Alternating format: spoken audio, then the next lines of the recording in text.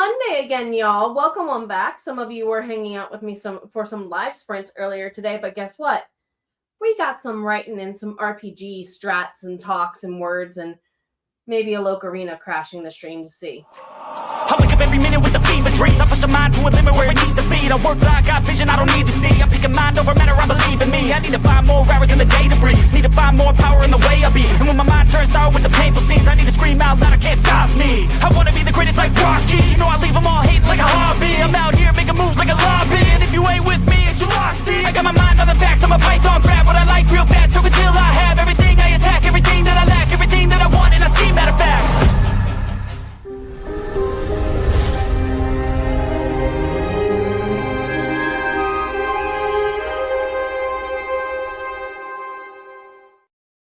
It's been a month. It's been a month.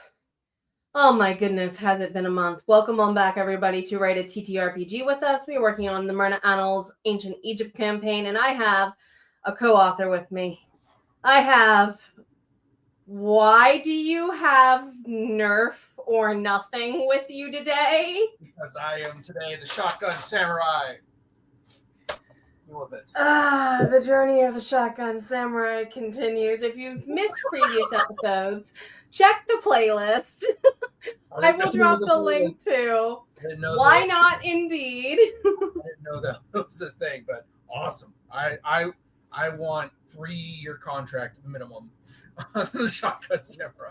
Let's go. Well, I mean, you're already co-authoring, and I owe you eventually a third of the royalties, because depending on how we talk to eventually Troa doing the art for us, because Jeremy, you have a lot of flair art to make, buddy. Oh, yeah, so much flair art to make. He gonna be one happy camper. Yeah, and now I need a Shotgun Samurai. Well, I mean, we can kind of make that happen in some versions of the TTRPG, because spoilers for book 6 season 2, it apparently takes place partially in Tokyo, so we can make werewolf shotgun samurais happen. I can't even say it, too many S's. Okay, we both did homework. Let's talk about homework. So just start from the top, because both of us added stuff everywhere. It's like, gee, it's like we're a team or something. It's like we're a team or something, right? Right. So I did some of my homework. I still have like 5 pages of text to convert from handwriting, because I printed out the document you gave me and wrote in notes all over the place that are now getting reorganized and thrown in. So I added the flair text to match the Ancient Egypt campaign, kind of introducing it into the Myrna Annals world and storyline, giving the baseline story. So why Ancient Egypt is a question I keep getting from newsletter subscribers who have watched previous episodes. Yeah. So, welcome to where the story of Myrna began, everybody. If you're just joining in, this is a good episode to get some info on, because we've done a lot so far in the last 6 months we've been writing this, believe it or not. In an era of ancient Egypt, where its lineage of pharaonic families are ending due to interactions with Greece, Rome, and other growing cultures north of the Nile Delta, Cleopatra was forced to make a choice. Does she side with her beloved Mark Antony, or does she allow her people to have her beloved sister, Arsinoe, as their chosen queen? Instead of siding with Egypt, Cleopatra has her sister escorted to Ephesus, an ancient city, modern-day Turkey, for all of you who need a map location. An ancient city that once held not only the beautiful Artemisia, hence Artemis in later references, right? But also a copy of something Arsinoe recognized well, the lighthouse of Pharos, a place in whose shadow her life was once weighed and measured by her own beloved sibling. While under Mark Antony's guarded watch, Arsinoe befriends other local political prisoners being housed at the Artemisia. When they find out Mark Antony's plans to unalive Arsinoe, her friends agree to try a magical answer instead. With prayers to 5 divine beings, they create the first council of an alliance. This is not an alliance of mortals, rather they have accepted the aid of immortal, divinely given magic. As is well known across time and storytelling alike, magic always comes with a price. Balance does dictate the scales of where that price lands, hence both balance and price are not always just, and nor will they ever decide to play fair. Are you a hunter or a magical immortal belonging to the hunted? And then go into the themed terminology bank. This is where I've been spending most of my homework time, y'all. Yeah, so before we get too deep into the thesaurus, I am currently in the middle of a thunderstorm warning. So if I mysteriously disappear into the internet, you know why. So, I'll let them back on screen, and same kind of applies, but I hope you have sharing capabilities, because if I go, the document goes. You'll just have to pull it up on your end. Oh dear. Teamwork? No, he's not my mister, my brother from another mister. Not at all. It's like, what? I've heard brother from another mother, you know. Well, fair. I mean, it's either way. It's like, you know, you can change out the, I guess, since it's not a blood relative, you can change out the parental unit, if you will. Well, to be fair, I liked my dad, you liked your mom. But anyway. It's like, between the two of us, I say mom. Nuclear family. I say mom, and of course, Mama Maggie, hi. I hope you're not having bad weather too, sweetie. So, anything to add on before we go to step 1B.1? And everyone's like, you're kidding me. It's like, how far? It's like, might as well just go back to the Dewey Decimal System at this point. It's like, oh my God. We're not going to leave these headings once we get into the actual final product, but they're working for now. Yeah, I mean, obviously it's going to be like chapters or parts or whatever, instead of this like alphabet soup meets Pythagoras crap here. You know? We're probably, actually, you say that, and probably the better choice to go is to kind of mimic poetry. Chapter, because it's... chapter, stanza, line, or something like that, or pretty biblical chapter, verse, whatever. Anyway, by chapter, by verse, yeah. Bardic, as Bardic does. So, themed terminology bank. This is what I really am working on fleshing out. I have some corrections to make. Obviously, commonly called queues actually goes with questers, since non-questers are NQs. Typos are as typos does. But also I'm going through and I included the most updated and soon to be re-updated version of the actual glossary that's at the front of all the novels. So that way we can basically just combine them eventually. Do you get what I mean?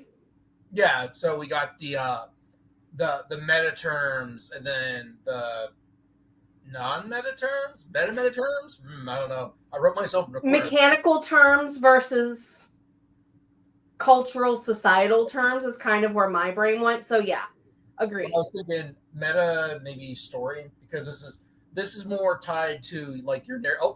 My internet's barely hanging on. It's like, I'm holding it as hard as I can. I was gonna say you're blipping. We'll get you back if need be, though. Need be. It's like I feel like Spider-Man trying to hold the train back. So I'm going to jump down to a chunk you added with health and damage then. That was the next big part I wanted to talk about, if you're ready. Yeah, all right. So I have two proposals for how we can do damage and health in your game. So the first one of the proposals is vitalities and wounds. So what I was thinking, similar to other games like Dungeons and Dragons, Pathfinder, and basically any RPG under the sun and JRPG, is your character will have a pool of vitality points based on their rank. Each archetype will have a vitality die, and that determines how much damage that you could suffer before they take damage to their wounds. This is depleted with near misses or using abilities that require vitality points, such as forbidden magic or physically reckless or draining actions.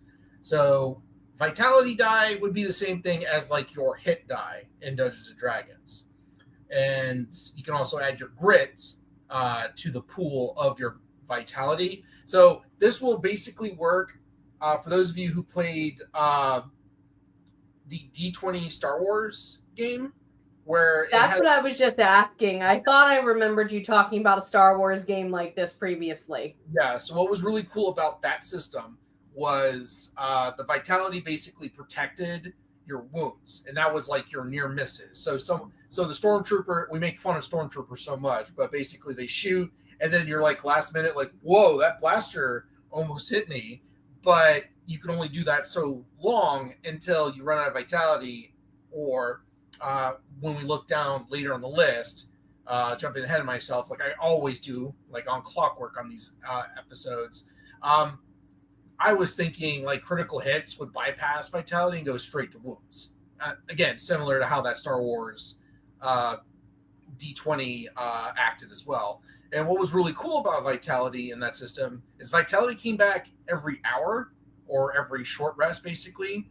So that makes the system a lot more robust when it comes to, okay, you get your health back for the most part for, short-term sprints of fighting, but wounds, that would come back basically on days of rest or long rests, which makes... Kind of like in MMOs, they kind of do the same thing. Like as you go away from a battle scenario and you... as you're going away from it and catch your breath, you add a little bit on, but you don't do that big heal until you've rested for a long time. I like that. Right. So it makes it so, since you have two different pools of vitality and wounds to draw from as a character, you don't have that low level like vulnerability where like a goblin can just get a lucky knife in and you're just gone, like the dinosaurs. That being said, it's not that much. It just increases their ability to fight a long period over like short stints, as long as they don't suffer too hard casualties. But, it doesn't take away the stakes that, yes, you will die. It just won't be like you roll a first level character and you start with 6 HP, which, let me tell you, when you live that life, when your HP is less than your armor class, that's one hell of a life to live, Yeah, that's a dangerous dice roll. One dice roll and a goblin is why you're starting a new character sheet. Exactly. And I was adding in rules for like bigger characters should probably have a base of wounds that are bigger. Like also one other thing to mention before I move on about vitality. Vitality was how Jedi used the Force in that Star Wars thing. So you kept using the Force, it drained your vitality. But if you were daring, you could also use wounds. And it still sucks. We have blood magic in this game. Perfect tie-in. I even mentioned that, forbidden magic or even physically reckless or draining actions. Like if you strain yourself, like physical characters could use vitality to like overextend on their attacks or actions or what have you. That's not very true. All right. And then of course, wounds most likely will not increase much without aid of talents or powers, unlike your vitality, which you'll get more every rank. And this represents physical health, so struck by an attack will eventually lead to death. And I was saying medium-sized characters should start with 10 wounds, and then they can add their grit. And then small characters, if you ever introduce any smaller races, would have... Like you, Toos? Toos, yeah. Or large creatures, like someone wanted to play like a centaur or some crap. They could start with... That would probably be our werewolves. The werewolves would be large? All right. I mean... That's cool. Yeah. No, I'm all for giving them more health because they're freaking animals. Well, normally the werewolves in the books end up being our tanks. So that's why I'm like, well, this makes sense. And also, does it or not apply when they're in their different forms we can talk about later. Exactly. I mean, yeah, that could be attached only to their monstrous forms. Because people don't know about wolves. They think wolves are cute and crap. It's like, no, they're huge. They are big. If you hear a wolf laughing, don't run. Act like you're already unalived. You might survive. I mean, yeah, their whole tactic is chasing you down and nipping you down. You have to stand up to a wolf because they're bullies, basically. basically. Like when their whole tactics is getting you to run away from them. But don't even get me started about wolves. Anyway. I just glared at book 2's cover once. Don't make me do it again, because that's basically what happened in the coupling. Anyway, so as I was saying earlier, I jumped ahead again. Critical hits, instead of applying double damage like other systems, they simply bypass vitality, go straight to wounds. And we can come up with other penalties for taking wound damage, such as reduced healing due to bleed effects, disadvantage due to injured body parts, or even passing out due to shock. These penalties should be taken into account, like what kind of damage was done to that character to make them lose wounds. Like, probably not as much bleeding from blunt weapons. That could be a thing because internal bleeding's a thing. But that's where I was at. What are we accounting for? Non-visible woundage. Exactly. So, that's an interesting thing I saw with some 5e equivalent systems like Everyday Heroes, where internal bleeding doesn't cause bleed damage, which sucks, but it negates any type of healing, which is terrible, awful. Like, would not recommend until that's taken care of. Also, armor. So I was proposing armor doesn't actually increase your defense. Hear me out. Armor will have a chance to reduce wound damage. Armor will not help defense. In fact, it could reduce defense due to limiting your grace being added to your defense, which will make it more likely you lose vitality without the proper training. But this will protect your wound point, which is why you want to wear armor in the first place. So what will be interesting here is most likely people without armor will have a higher defense, so they'll probably won't lose vitality as much. So armored units will more likely get tired while wearing the armor. At the same time, if an armored person gets hit with a critical hit, they're not going to care as much because they're wearing armor. And then the person without armor is like, oh, well, that really sucks that I took a knife or an arrow straight to the chest. Gee golly willikers, I wish I was wearing armor, but look at all this vitality I have. Also accounts for the fact that female armor is not always accurate to what it defends them against, just saying. Yeah, we're not going to have... I'm assuming you're least likely going to have female-fitting boob armor, which is utterly ridiculous and was never used in practice. There's a reason why one of my sword swinging bards wears, metal armor. One, she sings heavy metal, pun intended. Two, it's those protection of those wound points. She would rather train to have the gusto to do than not.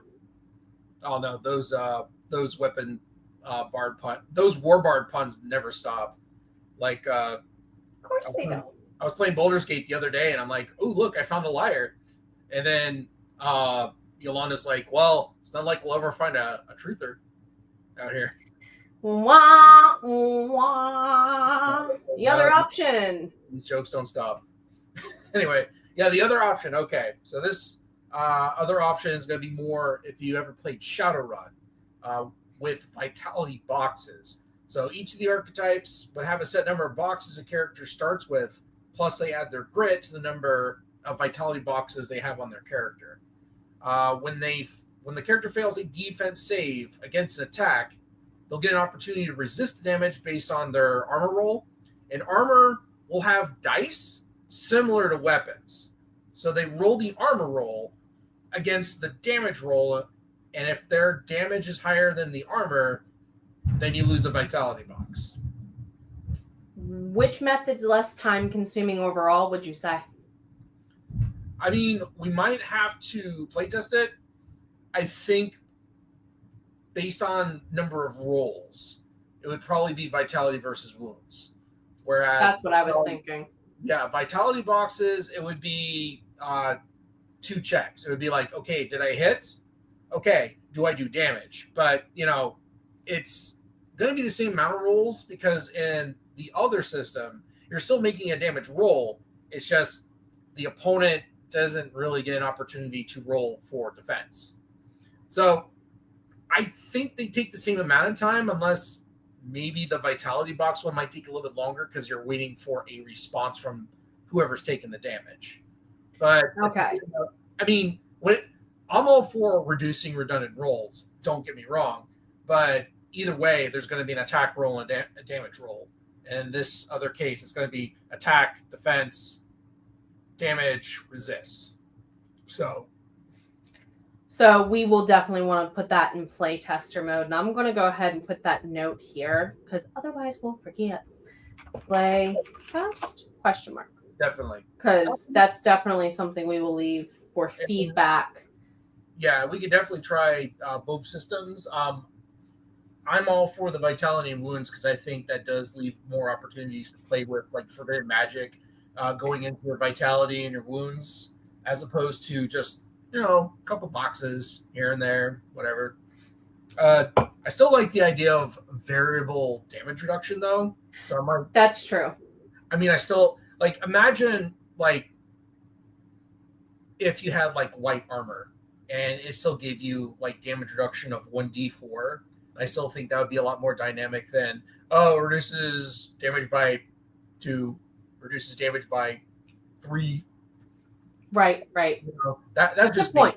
I always thought that would be more dynamic if you could just have say a suit of full plate, make it a D8, and someone comes at you with a dagger, and you're like, okay, that's kind of how I feel about that. It's I want to see someone just laugh at pulling out a knife. What are you gonna do with that against a heavily armored person? And they get a critical hit, and they're like, oh no. They found the one open spot in the whole armor, very luckily, every time. From your armpit, idiot. Oh, God. Why is it always the armpits? Always. Or the vocal cords. Well, yeah, do you have an opening there, idiot? So, let's see. Next. That was a major thing I wanted to get out of the way before diving into other stuff. Oh, if we scroll up, there was a homework you gave me from last time. I don't know what page it's on because I screwed in my pages, but it was the dual wielding. Yes. Hold on. It's in step 2. It's just easier for me to, spelling appropriate and correctly spelled. Applied.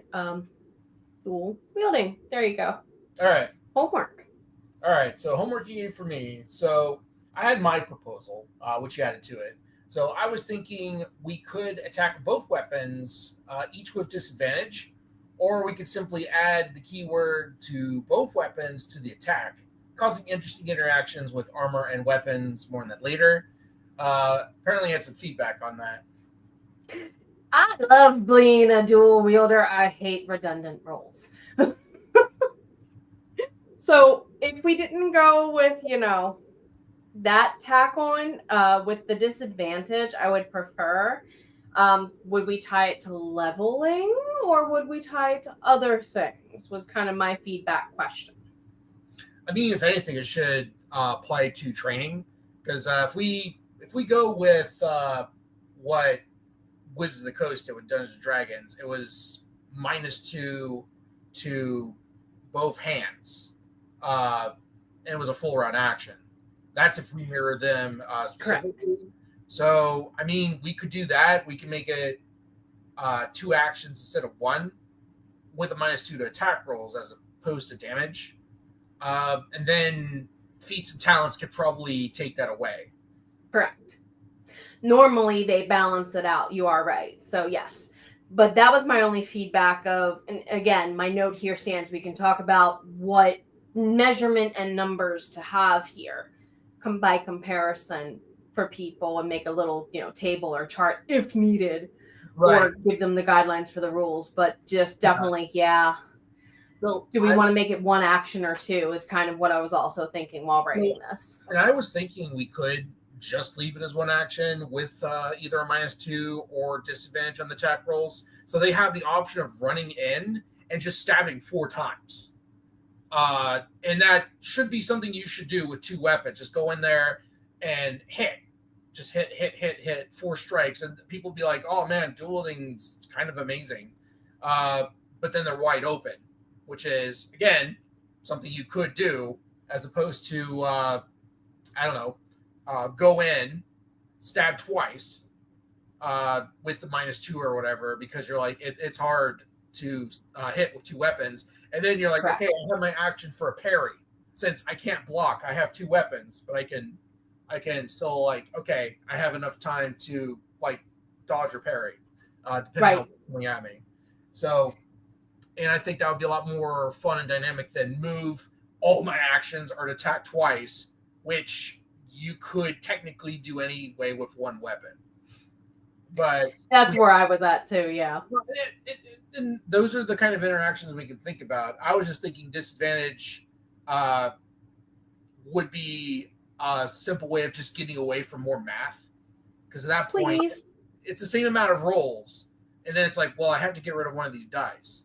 And then disadvantage can be countered by something with advantage. Like if, like, say you had a flanking buddy who already ran around and was like kicking them the buns, and then you go up to him, you have flanking, all of a sudden you're attacking normally. Whereas you can't really get rid of that -2 other than, ooh, -2 with advantage. Let's see what happens with these math rocks, you know? Right.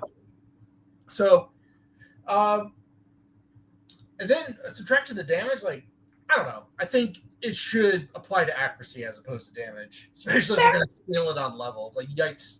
I debated on which one to throw in, and I'm like, just for the sake of throwing it on paper to talk about, throw it on paper. But yeah, you're very right.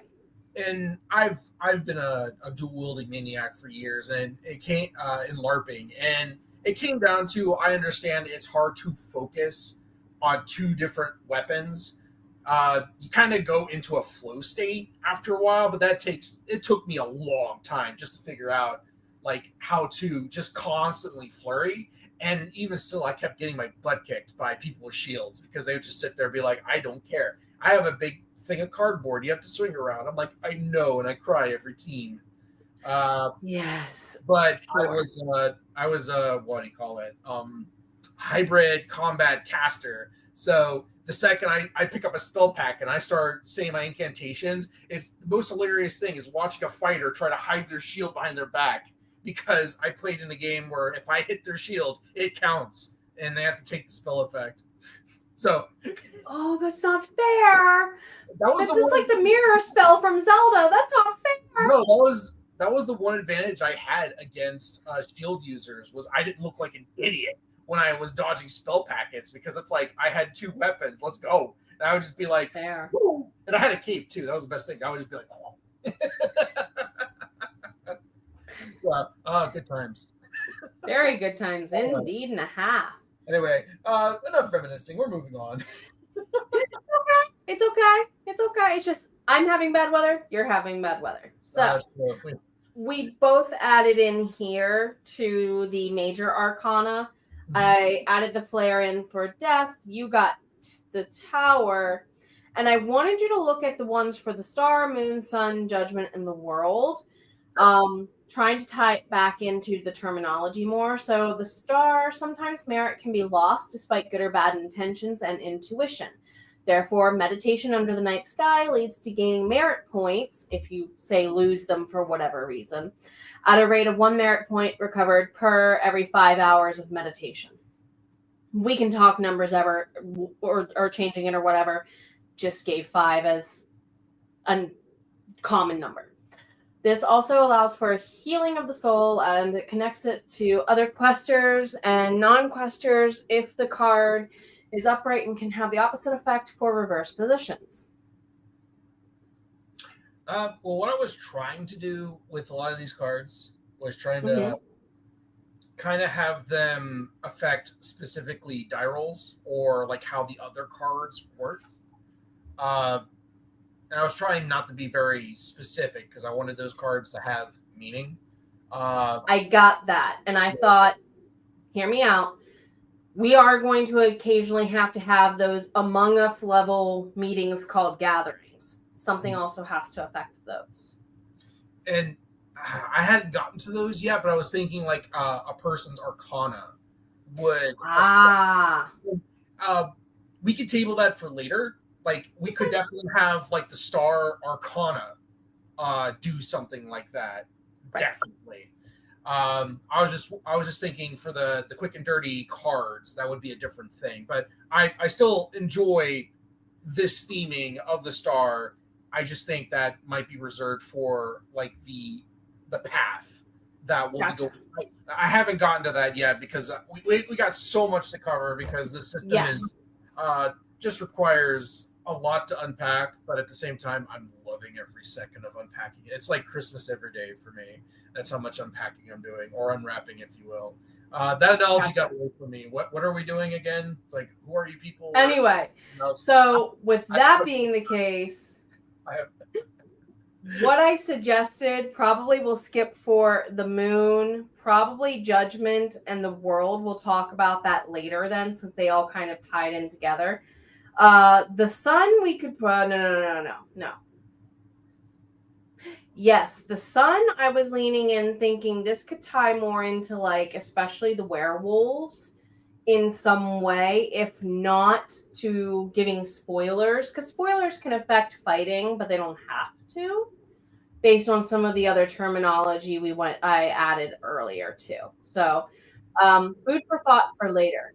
Yeah, and as for spoilers, like there's always going to be the opportunity to gain knowledge, especially in a combat situation. Players are always going to want, good players are always going to want to know more, not only about your world, but what's going on, because they want that information to make more informed decisions. I did want to just note the tower. I did kind of elaborate what you were saying last time about the tower, about it being like discard your hand and then draw cards up to your acuity, because those are the characters when their plan just goes just awful, that they can quickly come up with the new ones. Like, okay, that's not going to work. New plan.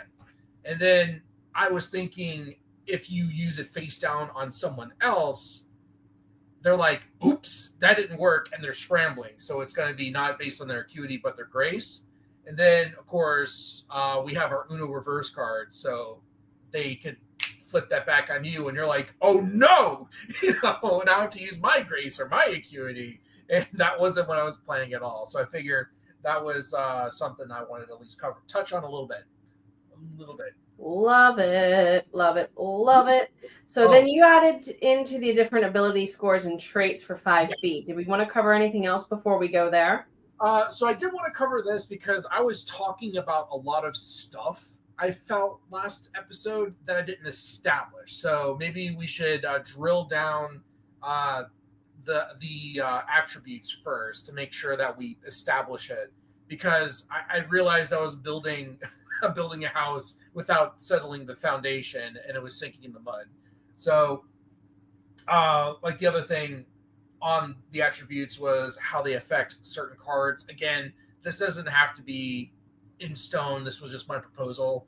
Might can help characters resist other kinds of fate cards, like how it's harder to push someone bigger than you around. If a character's trying to reduce one of your die, you can resist up to your might of that penalty. And I gave an example, like say your might's 3 and someone plays a 9 to reduce your die roll by 5. So you would subtract up to 3 from the penalty, which means you would only lose 2 to the roll in the end. And of course, you would have the option of adding your might to these rolls as well. So you may be overpowered by characters with a higher might than yourself. And so it would be like a push and pull between who can push each other around with the, I think it was the even cards that add or subtract. Correct. Yeah. And I believe you're right. And also what we said earlier about size differences could also definitely come into play here for sure then. Yeah. And we can probably either come up with rules for that.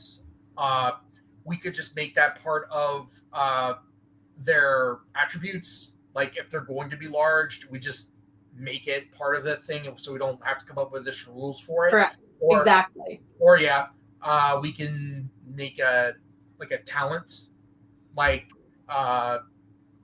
just that you're bigger and you get bonuses to your might on certain things. So we don't have to make up with arbitrary rules. It's like, well, it's on my character sheet. Correct. That I'm a big I'm a big fat wolf, when I turn into, because I imagine that there's going to be a variety of different strengths with the different clans, because it's not going to be like every werewolf you come across is going to be the same. Like most, and they might have some universal traits, but I imagine like some of them are just going to be bigger. It's like, oh, that's a big wolf, and then there's, oh, that's a big wolf. Yes.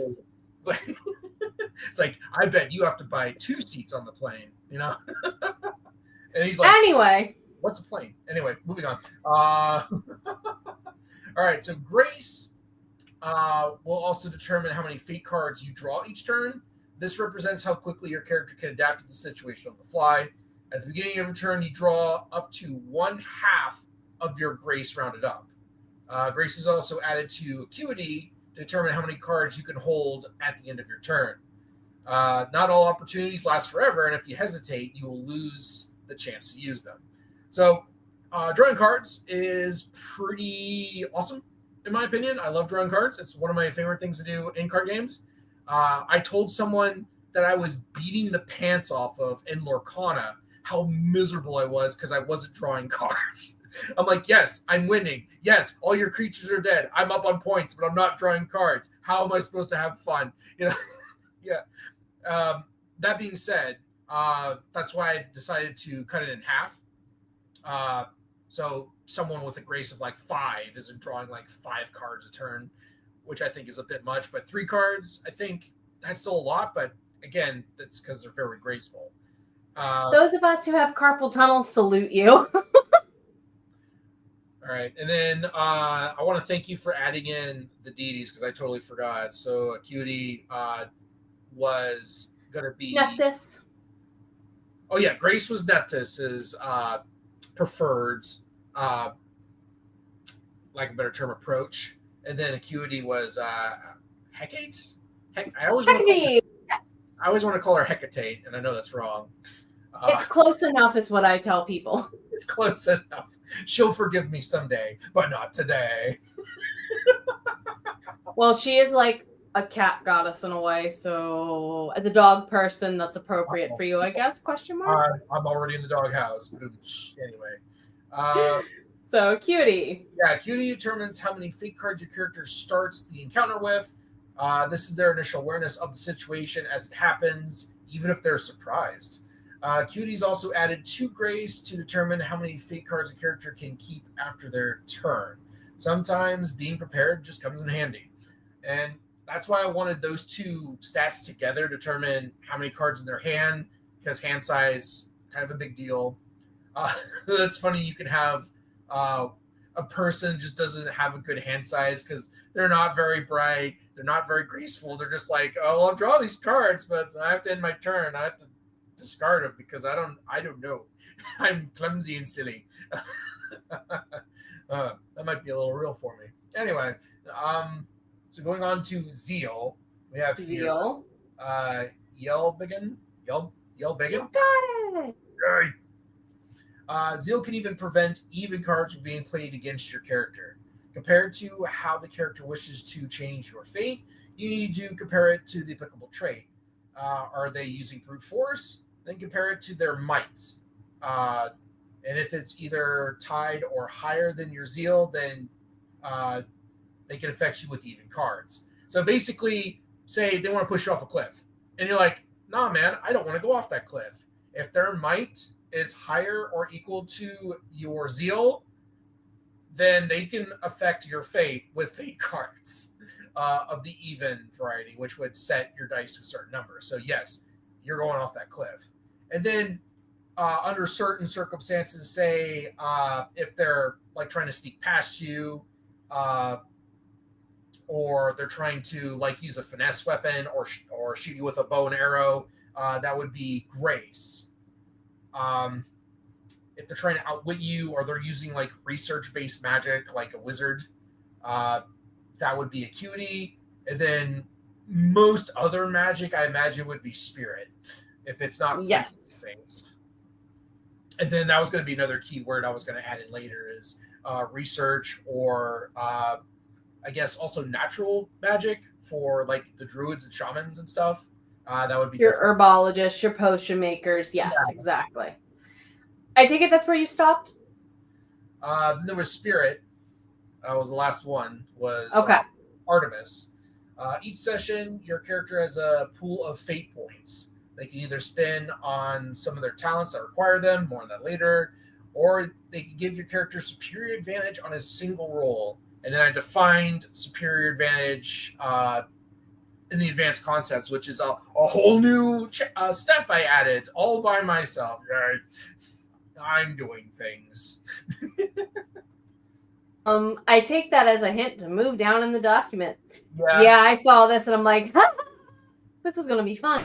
So I kept talking about like that one instance of the archer being in the claws of a rock, ROC, not ROCK, like the rocks in your head, upside down at night, threatened in melee with the beak, even though he's in his claws, while he's drunk. And I'm like, that's 5 different disadvantages. So I was thinking of superior advantage, where if they have all those disadvantages but one superior advantage, all those disadvantages go away and they just roll with advantage. And I was thinking that could be a mechanic we use with your fate points. Now, we could make it so it costs 2 fate for superior advantage and then 1 for just a regular advantage. Just that would make the most sense. Yeah, it would just take a little bit more oomph to spin your fate that way.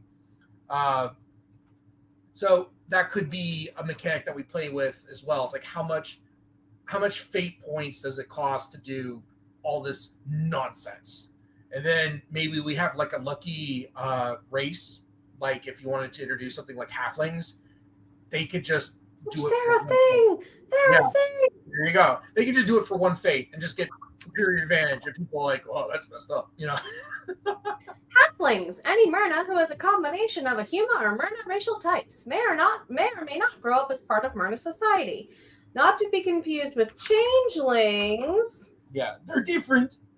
Who did grow up in Myrna society. That's the only difference, really, truly. Gotcha. So if any of those types of characters in your lore have a specific stint of luckiness, that could be a trait they get where they only spend 1 fate to get superior advantage, as opposed to all the rest of us losers have to pay 2. Which then that makes being not a full blood an advantage or disadvantage accordingly too, all the more. Good point. Exactly. Love it. So did you add any more surprises we didn't cover? We can go over the blindness condition. Yes, I'm like, I'm kind of blinded by the lightness of something here. Would you like to illuminate us? Yes. And help us, Hear me out. The blindness condition. First sentence, your character cannot see. Roll credits. That is Maria. She's one of the leading ladies of book 4, by the way, because being turned immortal doesn't fix all your physical and mental issues, y'all. Anyway. Yeah. So this would give disadvantage on targeting a single creature for attacks or abilities. Any abilities that have an area effect will have to be based on memory and could be based on intel that no longer is valid due to recent changes, such as characters moving from when you last saw them. For Maria, that's probably a little bit different because she probably hasn't seen things for a long time. This was more, I was thinking... Would you apply this to her other senses and not actual physical blindness, though? Not really, because I was thinking more of terms on temporary blindness. Okay. That's what I originally thought of this. So her condition, that's like permanent blindness, and that's something she would have to adjust with, and we could probably come up with mechanics. That's why she uses psionics, Baka. I mean, okay, once you introduce magic, like these things just don't matter anymore. Oh, magic! There's a Band-Aid. It's like, well, then screw whatever I came up with. The rules don't matter. Anyway, areas require an attack roll will default to acuity with disadvantage because you're using your memory. All right, where should I put this fireball? unless the ability specifically states otherwise. Like, gee, I don't know, like you have natural psionic vision or some garbage. Sight checks automatically fail. Garbage, he says. And other talents requiring sight will also be at disadvantage. So that would probably be the only thing with Maria I would stick to with this. Like, any sight checks, fail. It's like, did she see the sign? No, she did not see the sign. Well, for her, the question could become, did anyone talk about the sign in her earshot then? Exactly. And she's like, what sign? You know, like all the jokes that came up from basically Avatar Last Airbender regarding toss, which I've heard them. A blind person, I can say that crap actually happened quite often. Yes. She was even mentioning she was with blind services, and she assumed the person she was talking to was sighted. They weren't. So she was saying, like, she was standing there with her hand out, with this person handing her something, and then the person was holding their hand out, waiting for her to take it, and they're just sitting there for like 30 seconds, not realizing none of them are moving. And I'm not making fun of her. She makes fun of herself about it a lot. She was laughing about the story to me. I took a lot more offense to a lot on of her behalf, yeah. No, than she did. She was laughing like she like fell in the ditch. She's like laughing it up. It's like, I fell in the ditch, and I'm like, really, guys? No one would help the blind person with falling in a ditch. He's like, you guys are assholes. I was so mad, and everyone was like, I don't know. She's having fun. But anyway, moral of the story is on the wet blanket. Anyway, any other thing added in? Yeah, there was a bunch of other stuff. Those are the only two advanced concepts I wrote in. Was the career advantage and blindness. There's probably going to be a couple other we will have to add because we do have vampires who can tolerate daylight in this world. So would they have advanced concepts applied? I was thinking more. Those could be helped with talents, I think. Okay. Like, because that's what we were doing with the races, which is probably going to be the next topic, is that we have talents to help with those. Advanced concepts, I was thinking more of, these don't really fit anywhere, but they have to be defined. Gotcha. That's what I was wondering. Gotcha. So I guess we can go back up to step 5C, which was the lineages, because this is what I wanted to focus on, actually making a character. So I was focusing on the actual lineages, so we can actually start figuring out how to make characters for this system. Either way, we can start with the first one. I started with was vampiric, and all of the races or lineages I was thinking of starting with. Perhaps your character was born again into one of the vampire families. Creatures cursed to burn in the sun's warmth and feed on the blood of those touched by its light. You know. And given this is the first council, that makes sense. That's the only way for any of them to become what they are, because it's the first council story. You're right. Right. That being said, I'm trying to remember if you established how the first vampires came to be. Yes, I did. Ba ba ba ba. Hence why I gave this flare text. So what happened is Arsinway is the first full-blooded vampire of all of them. And then, of course, you have each of her political friends, who's the first of their kind. Then they go turn their followers. Does that make sense? Yeah. Okay. All right. So 5C. Because I know the, like, Kane being the first vampire was made popular by the Kane series. Yeah, we're going with Cleopatra's sister Gotcha. For that reason, because she's kind of lost to history. No, that's fair, and I do enjoy that take as opposed to, you know, the person that did the first murder. They're like, okay, that's cool. Of course, he's a vampire, and so is Abraham Lincoln. Yup. Abraham Lincoln's a vampire? Oh no, you piqued my interest, and I hate it. It's like, man, that's awesome. I hate it.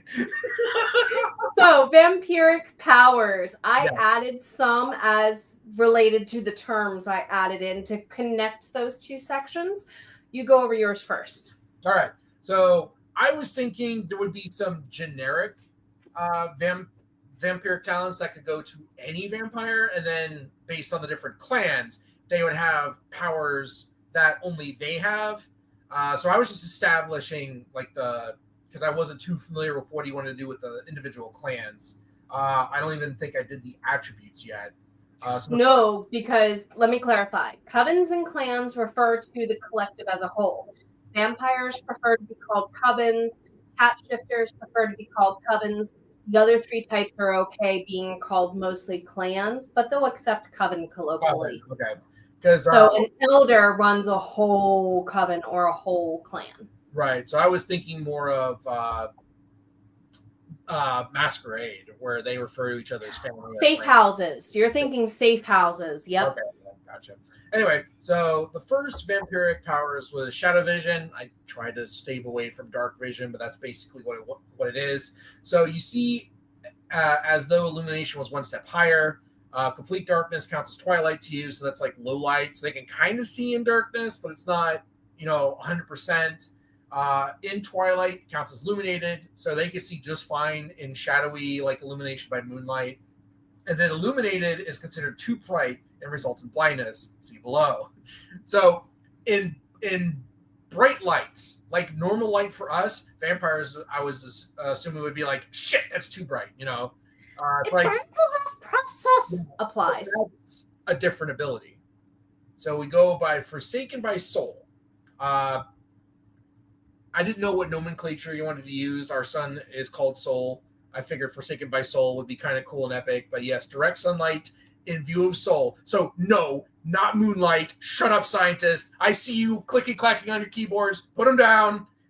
Counter argument for Soul. Counter argument for Soul. Yes. In Egypt, it would have been called Ra. In Rome, it would have been called Soul. So we could just change it to Forsaken by Ra. There. Boom. Okay. Lore fixed. So, that being said, direct sunlight in view of Ra, I guess in parentheses we can put the sun, not to be confused with the god, because that's the same person, right? In some iterations of Egyptian myth, they are one and the same in some, not all. Yes. I'm not going to pretend I understand everything when it comes to Egyptian mythology, but I understand a little bit of it.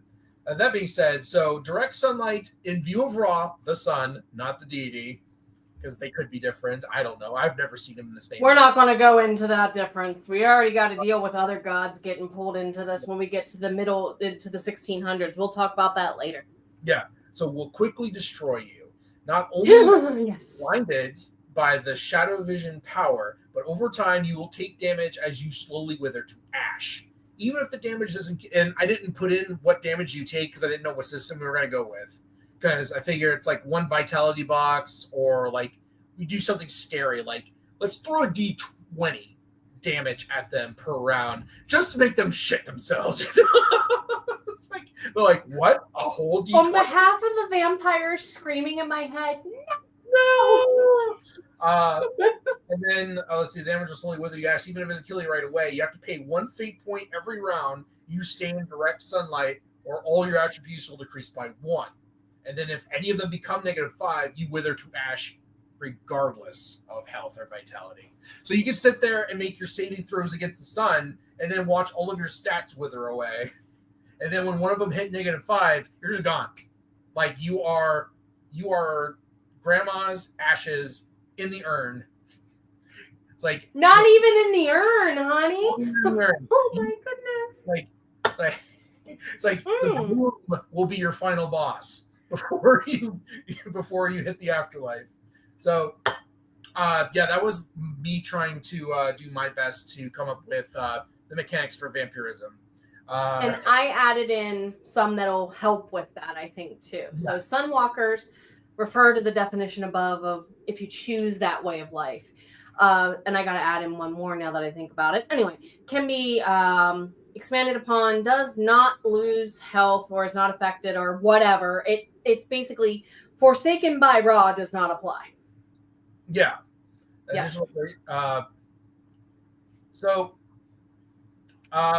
I would just add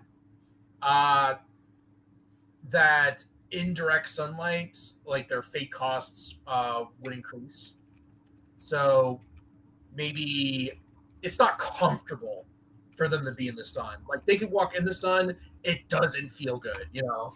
And then of course they might still be blinded with shadow vision. They'll be like, the sun, you know. Right. And then of course when we get into bloodlust, loses health at a rate of -1 per. I went into damage, but it doesn't have to be. -1 per something has to apply, is where I was. Must be from another vampire for their drinking if they are a turnling within the last 5 years. To make it really rough on the newbies so they don't go out there by themselves and, wander alone through the bunker and get slain first and have to watch all the reports come in. Sound familiar? Blood frenzy expansion, total loss of control on bloodlust. Well, and of course I've assumed, like in the books, bloodlust leads to blood frenzy, and if you use blood magic, you are at high risk for either of these as a vampire, of course, as a natural.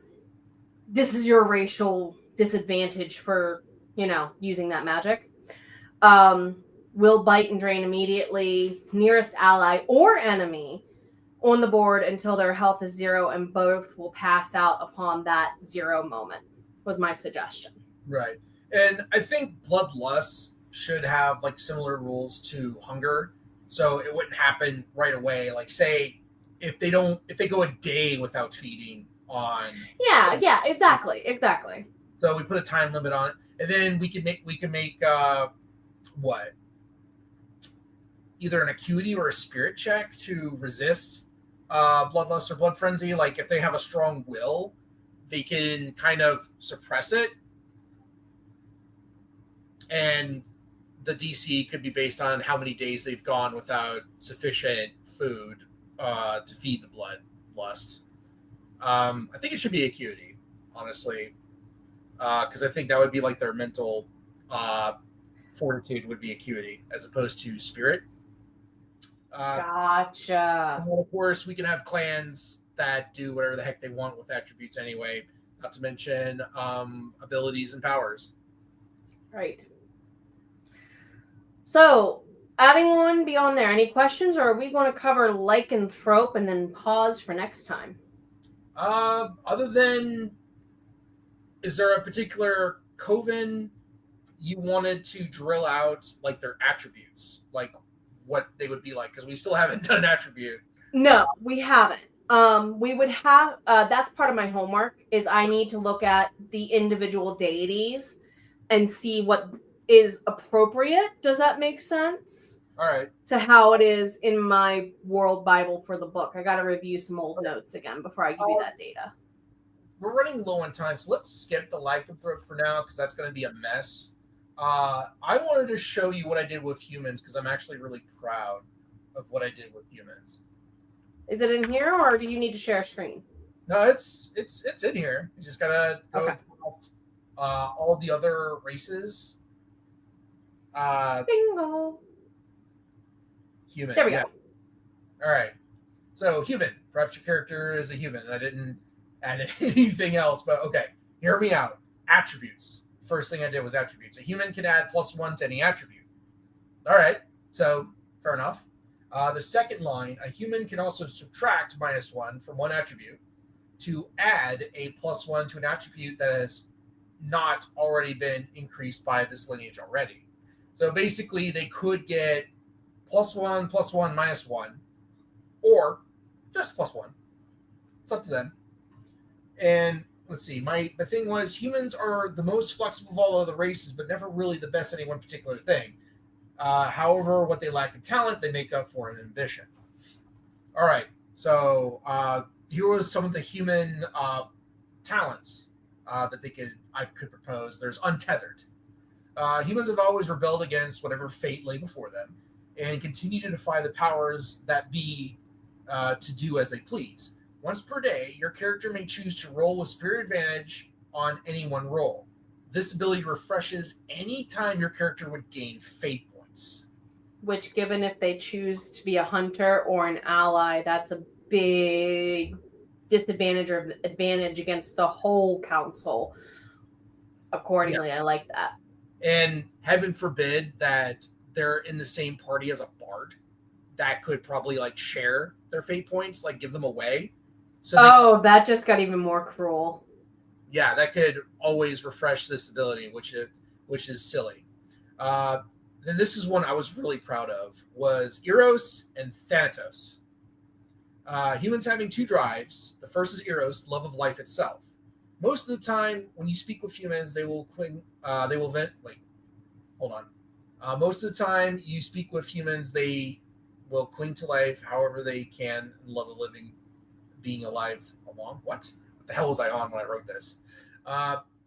Wait a minute. Most of the time, when you speak with humans, comma, they will cling to life, comma, or semicolon. However, comma, they can.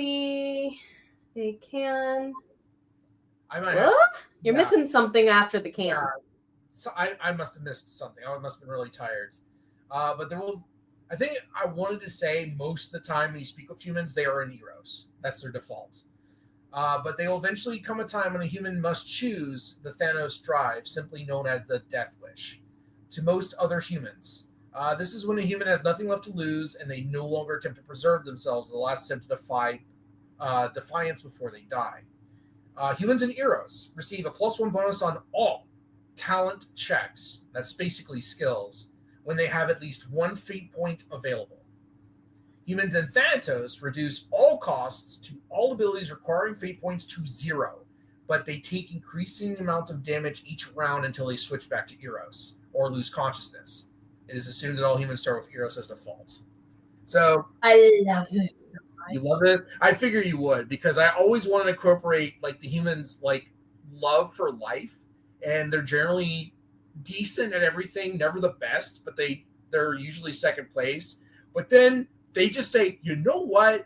I'm done. I'm out of here. And I don't care how much damage I take, you're going down, you know?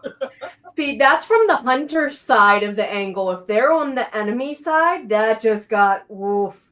Or if they're a reformed hunter who joined as a, ally later. Oh, wow. They're, woo. I was also thinking like the barbarian rage is basically humans that spend more time in Thanatos than any other human. And they just live there to the point where their default becomes Thanatos as opposed to Eros. That's a very good point. Yeah. So yeah. I think this is the last thing we're going to cover, other than what's homework for who this time. I want to know more about the 10 colors of magic. I want the 10 colors of magic. Yes. I want the magic. I want to know. I want the lore. What he's referring to on page 22 of booktube, Bound by Oath and Heart, Hotami and Rochelle are training and talking about how a person's eye color may or may not tell you what magical attribute they use. It might be true, it might not be true. So you can kind of use that as a glimpse. For example, Ian has cobalt blue, darkish blue eyes, and he is like Mr. Hurricane, basically. Whereas Bjorn does thunder snow, and we related that to kind of like his green eyes may or may not be lying to you. And then, of course, go through all the things, because there are 2 known attributes that are not friendly. Abyssal magic, black eye colors usually, or not, normally end up, it's frowned upon, but it's not outlawed. Senef Scry, blood magic, is outlawed, but people still practice it. Do you see the difference there? Same coin, barely one on the other side. So we can definitely talk about other magics that weren't mentioned. And yes, those magics, when they're fired, that is the color palette they're supposed to be. For example, no red fire, we have violet flame instead. All right. Okay. Any other homework? So I have the magic stuff. What else? You needed magic stuff from me. What else did you need from me? I want to drill down eventually on weapons and armor. because I already have horrible ideas on how everyone can kill each other. Like watch out, Ian. between interactions between like armor, like saying that it's going to be easier to walk up to this big dumb knight wearing big dumb knight armor, and it's like, haha, joke's on you. I got this big stupid hammer for your big stupid knight armor, and I'm going to crush your organs from inside your own tin can. And he's going to be like, but what if you're a pretty girl who sings and has a rapier? That's a completely different skill set. So yes, we can play with both then. But I mean, I still think, look, I haven't seen anyone afraid of a bard until a certain bard rolled up with just a nice leather jacket, a shield, and a longsword, and he just started raping everyone in the room. And I'm just like, why is the bard a better tank than the fighter? Yes, Rochelle, why are you a better tank than your man? Anyway, yes, I said it. Yes, I said it, Mama Maggie. It reminds me, I'm trying to remember, it was one of the Fire Emblems where there was this one princess who had 2 retainers, and you know where this is going. She has a higher defense than both her retainers, and she's a priest. Exactly. I had to defend her retainers. Yes. They kept dying. Where do you think I got the idea for Rochelle from? Just saying. Oh, sweet, merciful garbage. Why? And on that note, and I love one of her retainers because it's Hana, because she was the one quoted that says, what is this crap about? Like, no pun intended. Intend your puns, you cowards. And ever since then, I've intended all of my puns. You should intend your puns, because otherwise you're just not punny or funny. And I think on that note, we're going to go do some more homework and maybe see you in a couple weeks. Yep. So same fate time, same fate channel. Thanks for spending time with us again. And next time, maybe this will all make sense. It's starting to thread together like the threads of fate sometimes do and often don't. Above all, take care of yourselves. Your lives matter. Dang it. I wake up every minute with the fever dreams. I push my mind to a limit where it needs to be. I work blind, got vision I don't need to see. I'm picking mind over matter, I believe in me. I need to find more hours in the day to breathe. Need to find more power in the way I be. And when my mind turns sour with the painful scenes, I need to scream out loud, I can't stop me. I wanna be the greatest like Rocky. You know I leave them all